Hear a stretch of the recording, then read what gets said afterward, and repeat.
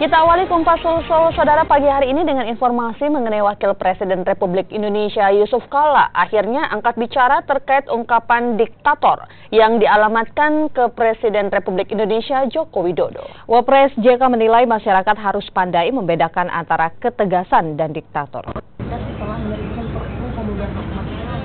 Penilaian di mana-mana di Malaysia lebih hebat lagi. Saudi tidak berarti mereka orang menjadi diktator. Pemerintah memang harus ada ketegasan.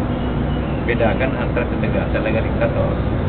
Jangan pula pemerintah tegas dianggap diktator. Itu kalau pemerintah tegas dianggap pula lemah.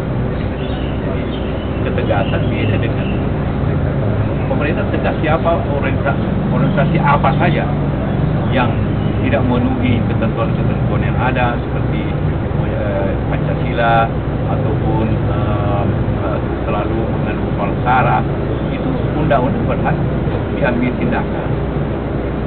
Tapi itu masih ada lagi celahnya.